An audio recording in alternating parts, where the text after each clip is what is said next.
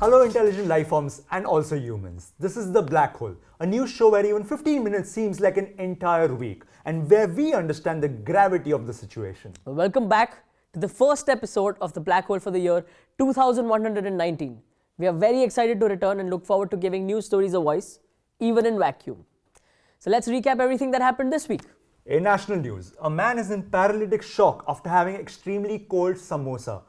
Officials claim that fridge wasi wasn't such a great idea after all. One of this New Year's biggest news was right here in India, where the ruling party and the opposition party came together after decades of legislation and discussions to legalize the use of medical marijuana for the purpose of relieving arthritic pain. So to say, there is joint support for joint support for joint support. News from the city. Major cities last week saw the rise of a cult society which initially started off as a support group for pyromaniacs in denial. That's correct, pyromaniacs in denial. Sources inform that Billy Joel's "We Didn't Start the Fire" is the cult's official theme song. Now heading over to some sports news this week. What do we have? We have women's cricket wins World Cup, India wins Kabaddi, hockey gold in the Olympics, women's team wins rugby championship. Do you have anything interesting?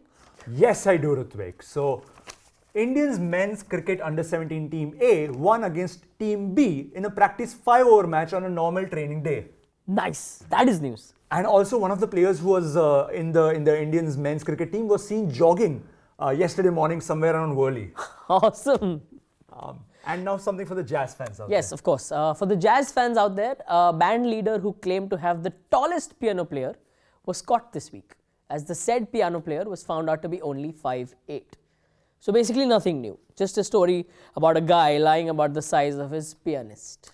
Plus, a new BuzzFeed article revealed this month that the average jazz musician thinks about sax every 7 seconds. In other news, patient who was unaware of her color blindness finally treated, and she says, "I never knew I had color vision deficiency. It was completely out of the yellow."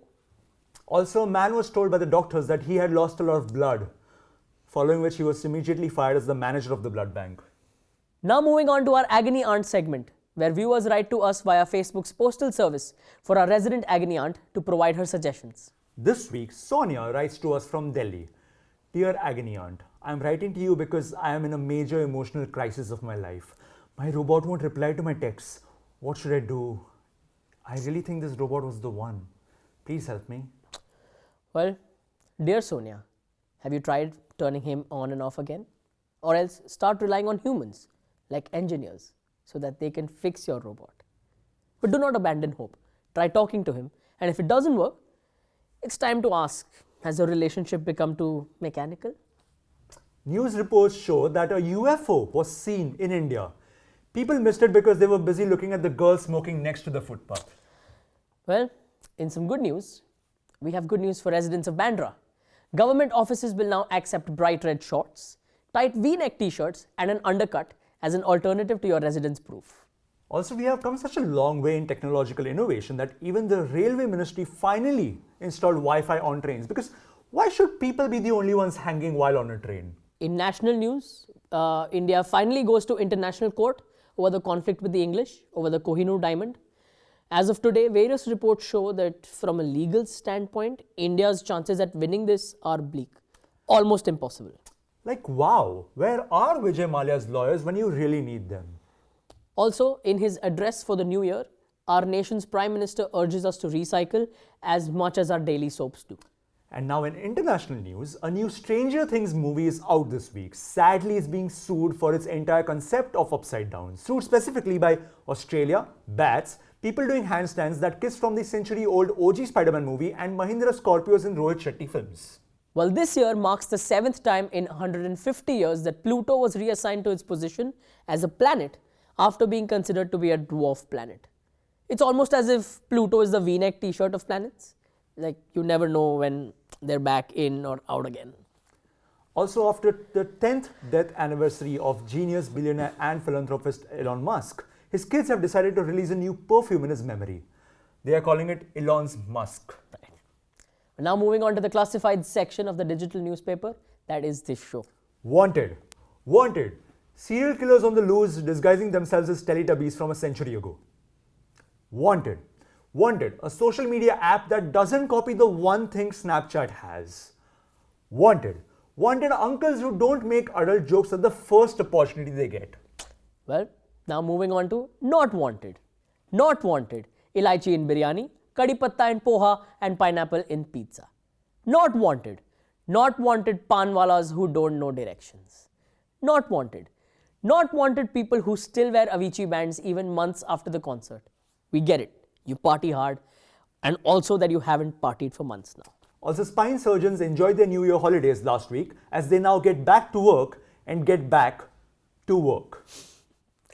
As we are all heading into this new year, it's worthwhile to see the resolutions that different corporations have made. And if after 10 days into the new year, they have stuck by it. Resolution. Reality TV shows promise not to give the winner's trophy to the person with the most emotional backstory and video footage. Nope, they did it just thrice already. Resolution. Shiv Vada Pav's resolution is to limit its branches to a maximum of 2 outside every station on the Western Line. Nope. From personal experience, I know that there are 3 already at Grant Road and 4 at Kandivali. Resolution. Resolution Amul will finally start an institute for the humorously challenged. Yup, better late than never. Resolution. Snapchat this year to try and have less filters, while Kardashians are going to try having at least one. Nope. The Kardashians came together last week to decide on a baby name, and rest is history. Resolution. NASA's New Year resolution is to successfully deploy Uber rovers on Mars this year. Nope, they cancelled the project because taxi wale airport pe marenge. Resolution. Patanjali will open their first ever ashram on Mars for the aliens, of the aliens, and by the aliens. Yep. They're already calling the campaign Alienasan Against Alienation. In international news, the FBI released a 320-page document explaining their elaborate yet classified plan on how this week they finally banned the Pirate Bay and closed all its servers. Wow, after all these years, I wonder what this means for indie movies and elite game companies and... Nope, just checked. It's back on. What? Yup, servers are working and 14 proxies have come up already.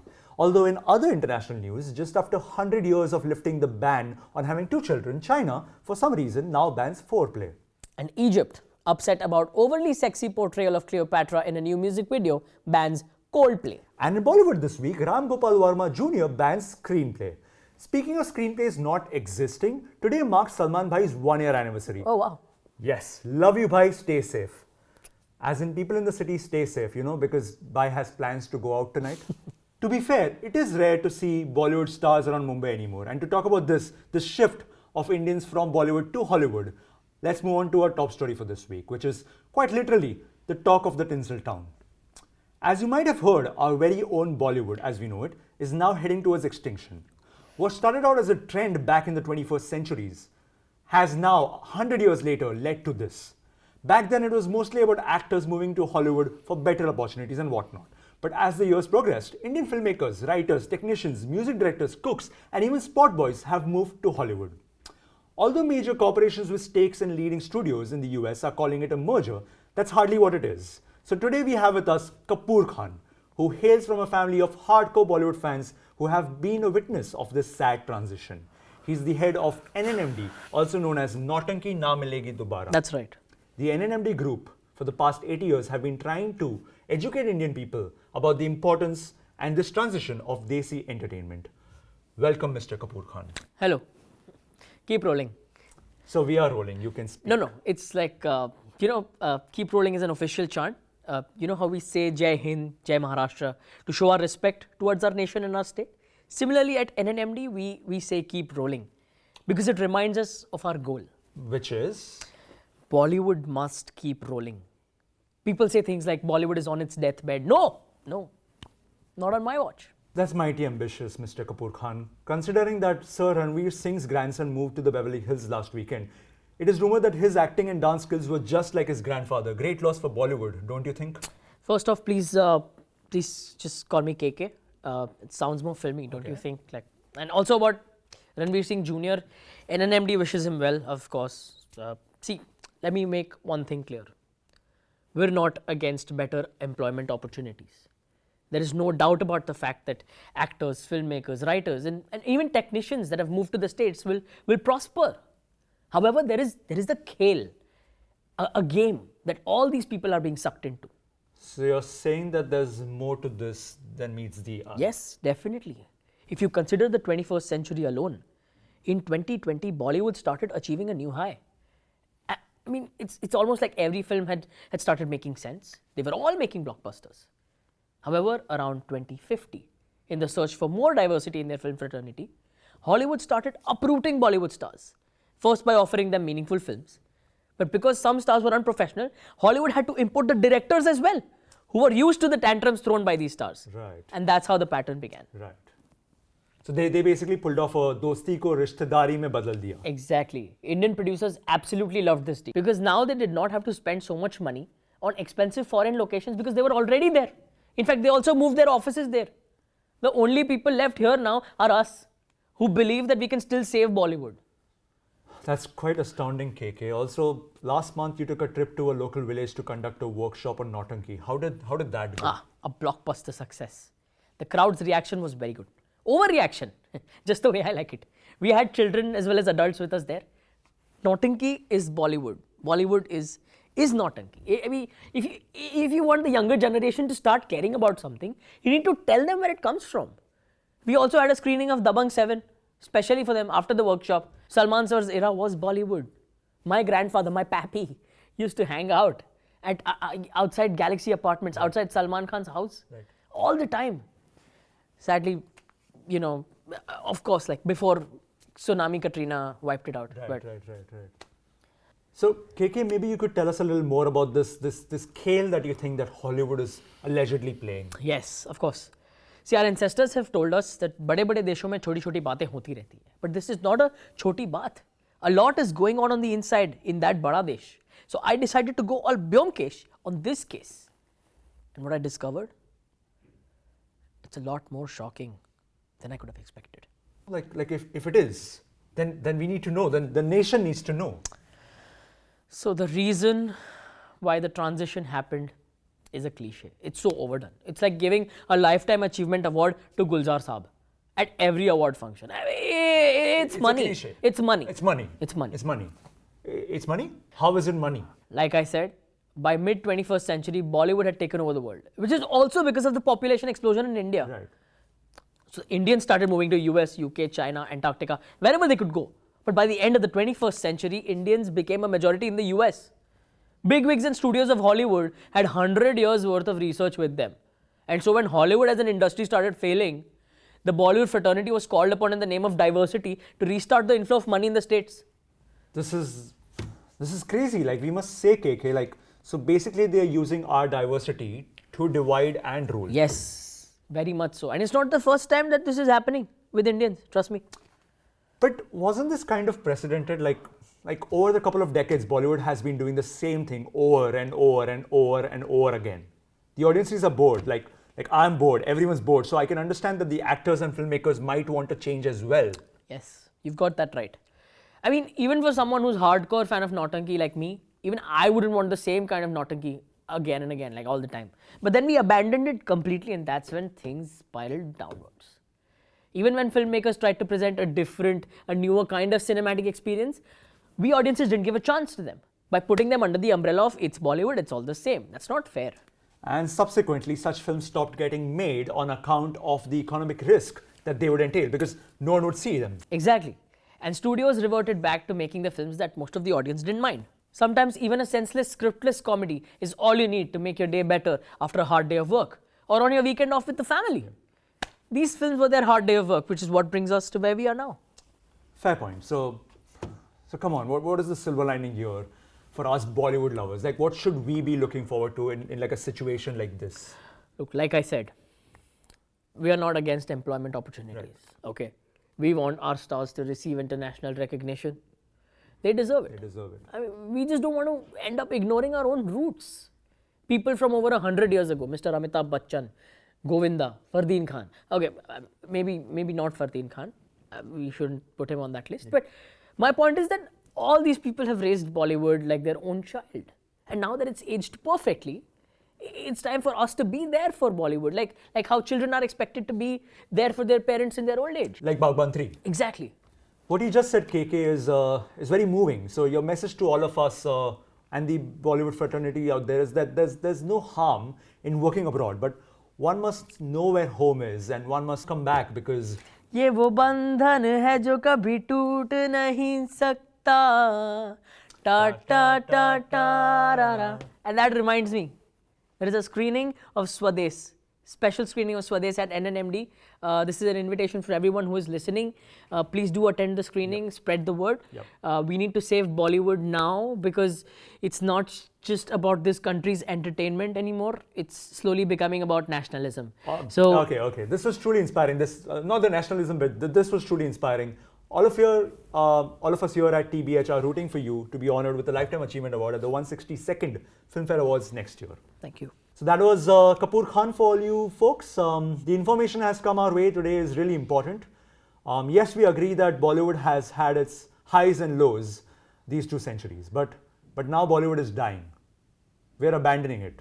But we hear you. Have you seen the kind of movies that are made? Who wants to watch them? Well, divide 200 crores with the mean price of a ticket. That's how many people want to watch them. To which you'll say, but maybe because that's what we're given to watch. We have no option. We need better cinema. We need cinema with well-written scripts, less item songs, and more sensibilities and meaning. True, we do, but such movies do come once in a while. Well-written movies that have a great story arc with absolutely no pointless shirt-removing scenes. And when such movies come along, we'll have to make an effort to actually appreciate it, to go for it, and watch it in a theater instead of downloading it off the internet. Because otherwise, how do you expect such movies to recover costs? How else do you expect people to get incentivized to make more of these movies? Because every time we pirate a movie that we really like, the kind of movies that are made for us as a target audience, the less of such movies will be made. And if we as an audience don't appreciate it, of course, the cast and crew are going to move over to some place where they get more appreciation. And don't say Bollywood studios and producers are only in it for the money. Like it's a bad thing. It's like saying, oh man, Raj got that job, I bet he's in it for the money. Like, yeah, no shit. Look, everyone is moving away for better employment, better education, better lifestyle, even better Chinese food. But better cinema could be that one exception in years to come if we as an audience merely appreciate whatever kind of movies it is that you like. And because if there's one thing we know, it's that Bollywood producers will keep on doing whatever it is that they feel is appreciated. So might as well make that thing a more sensible, less meaningless, professionally written, well-produced piece of original cinematic art. With Bollywood Nautanki, Swad Anusar. And that's our show. Stay tuned after this and keep watching the web streaming channel And Chill, a better and much cheaper alternative to Netflix, especially when you don't give a shit about quality. Next up on our cookery show, Cooking Bad with Chef Ali Khan, you will learn how to cook lobster rabdi and bhindi waffles. Thank you. Thanks so much for watching. Bye-bye. Crazy.